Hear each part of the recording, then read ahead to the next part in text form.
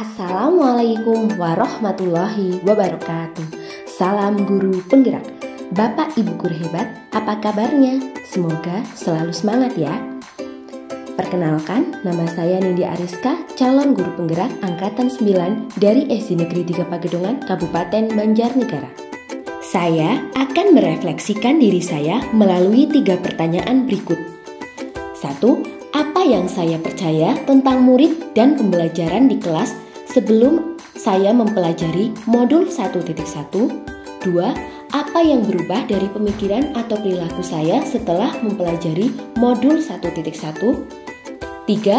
Apa yang dapat segera saya terapkan lebih baik agar kelas saya mencerminkan pemikiran Ki Hajar Dewantara? Apa yang saya percaya tentang murid dan pembelajaran di kelas sebelum saya mempelajari modul 1.1? 1. Proses pembelajaran berpusat pada guru atau teacher center.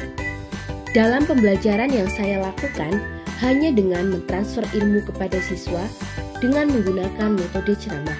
Dengan kata lain, siswa adalah objek dalam proses pembelajaran. 2. Pembelajaran terfokus pada ketercapaian materi dan KKM atau mengutamakan aspek kognitif anak. Padahal, pendidikan bukan hanya transfer ilmu, tapi ada aspek lain yang harus diperbaiki. 3. Kurang memahami kebutuhan dan karakteristik anak. Saya cenderung menyamakan kemampuan anak dengan melakukan pembelajaran yang sesuai dengan zona nyaman saya tanpa memperhatikan kebutuhan dan karakteristik anak. 4. Suasana kelas yang tertib, tenang, dan anak yang memahami materi adalah fokus utama guru. 5. Pembelajaran budi pekerti difokuskan pada pembelajaran pendidikan agama dan pendidikan Pancasila saja, tidak terintegrasi dengan pembelajaran yang lain. Hal apa yang berubah dari pemikiran atau perilaku saya setelah mempelajari modul ini? Yang pertama, saya merubah pemikiran saya. 1. Guru bukan merupakan satu-satunya sumber belajar. Apapun yang ada di sekitar kita bisa digunakan sebagai sumber belajar. Anak bebas memilih. Tugas guru adalah menuntun dan mengarahkan mana yang baik dan tidak baik. 2. Pembelajaran yang berpusat pada anak atau student center. Dengan aktivitas pembelajaran yang berpusat pada anak, anak akan menjadi lebih aktif karena terlibat dalam proses pembelajaran, sehingga mereka dapat mengkonstruksi pengetahuannya. 3. Menghargai setiap karakteristik belajar anak. Anak terlahir berbeda, setiap individu mempunyai keunikannya masing-masing. 4. Semua pembelajaran diintegrasikan dengan penerapan budi pekerti.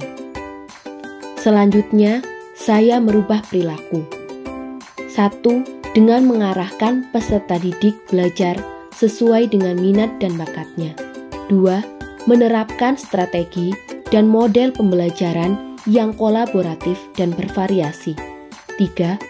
Menerapkan pembelajaran berdiferensiasi sesuai dengan minat dan karakter kreativitas peserta didik. Apa yang dapat segera saya terapkan lebih baik agar kelas saya mencerminkan pemikiran Ki Hajar Dewantara? 1. Membuat kesepakatan kelas bersama siswa sebagai bentuk komitmen dalam menerapkan merdeka belajar. 2. Menerapkan pembelajaran berbasis kearifan lokal dan budaya setempat. 3. Merancang pembelajaran berdiferensiasi yang memperhatikan minat dan bakat peserta didik. Aktif atau student center, kolaboratif yaitu memacu rasa kerjasama peserta didik, variatif, tidak membosankan, dan kreatif. 4. Menuntun siswa sesuai dengan kodrat alam dan zaman. 5. Pembelajaran mengutamakan aspek budi pekerti. 6. menerapkan sistem AMONG atau pendidikan yang menuntun bukan menuntut. Kesimpulan yang dapat saya ambil setelah saya mempelajari modul 1.1 tentang pemikiran Ki Hajar Dewantara, yang pertama, pendidikan adalah menuntun anak sesuai dengan minat dan bakatnya.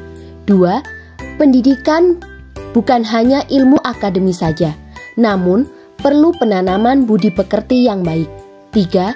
Pendidikan sejatinya adalah berhamba pada anak.